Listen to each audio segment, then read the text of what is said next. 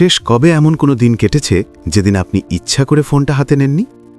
অফিসের বিরতি, খাওয়ার টেবিল, বাসে ট্রেনে সফর, আমাদের চোখ যেন অজান্তেই আটকে থাকে ছোট্ট একটি স্ক্রিনে। সময় কাটানোর নাম করে আমরা ঘন্টার পর ঘন্টা স্ক্রল করি।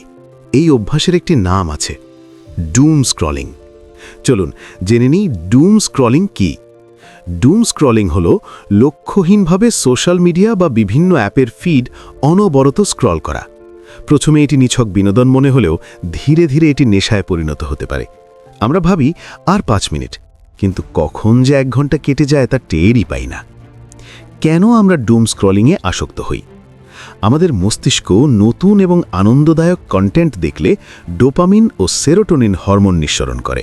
যেমন প্রিয় গান শুনলে বা চকলেট খেলে ভালো লাগে, তেমনি মজার ভিডিও বা আকর্ষণীয় পোস্টও সুখানুভূতি তৈরি করে। এই সুখানুভূতিকে বারবার পেতে চাওয়ার প্রবণতাই আমাদের স্ক্রল করতে বাধ্য করে। কিন্তু সমস্যা হলো, মস্তিষ্কের যে অংশটি আমাদের কাজে মনোযোগী রাখতে চায় সেটি বারবার এই আকর্ষণের কাছে হার মানে। বিশেষ করে তরুণদের মধ্যে এটি বেশি দেখা যায়। দীর্ঘমেয়াদের প্রভাব হতে পারে মনোযোগের ঘাটতি, ঘুমের সমস্যা, মানসিক চাপ বৃদ্ধি, বাস্তব সম্পর্ক থেকে দূরত্ব।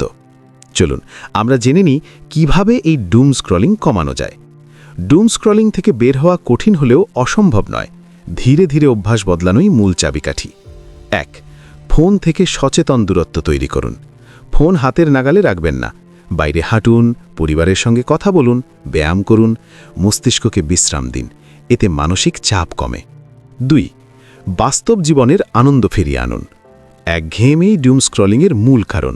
বই পড়ুন, কোরআন তেলাওয়াত বা মোটিভেশনাল বক্তব্য শুনুন, নিজেকে নিয়ে ভাবুন, খেলাধুলা করুন, ছোটবেলার অফলাইন আনন্দগুলো আবার শুরু করুন। 3. নিজের আচরণ সম্পর্কে সচেতন হন। ফোন হাতে নেওয়ার আগে নিজেকে জিজ্ঞেস করুন, আমি কি প্রয়োজনের জন্য ফোন ধরছি নাকি শুধু সময় কাটানোর জন্য? এই ছোট্ট প্রশ্নটাই অভ্যাস বদলের প্রথম ধাপ। 4. নির্দিষ্ট সময় বেঁধে নিন। দিনে নির্দিষ্ট সময় ছাড়া ফোন ব্যবহার করবেন না। ঘরে মোবাইল ফ্রি জোন তৈরি করুন, যেমন খাওয়ার টেবিল বা শোয়ার ঘর। ঘুমের আগে ফোন বাইরে রেখে দিন। 5. নোটিফিকেশন ও ডিসপ্লে নিয়ন্ত্রণ করুন। অপ্রয়োজনীয় নোটিফিকেশন বন্ধ করুন। ফোনের রং গ্রে স্কেলে পরিবর্তন করলে আকর্ষণ কমে যায়। দেখবেন স্ক্রল করার ইচ্ছাও কমছে। ডুম স্ক্রলিং আমাদের সময় চুরি করে, মনোযোগ কমায় আর বাস্তব জীবনের আনন্দ থেকে দূরে সরিয়ে দেয়। কিন্তু সুসংবাদ হলো, এই অভ্যাস বদলানো সম্ভব। অল্প অল্প চেষ্টা, সচেতন সিদ্ধান্ত আর বাস্তব জীবনের প্রতি নতুন মনোযোগ, এই 3টে জিনিসই পারে আপনার অবসর সময়কে আরও অর্থপূর্ণ ও আনন্দময় করে তুলতে। তাই আজই সিদ্ধান্ত নিন, আপনি কি ফোনের নিয়ন্ত্রণে থাকবেন নাকি ফোন আপনার নিয়ন্ত্রণে থাকবে। আর ভিডিওটি ভালো লাগলে অবশ্যই সাবস্ক্রাইব করে দিন।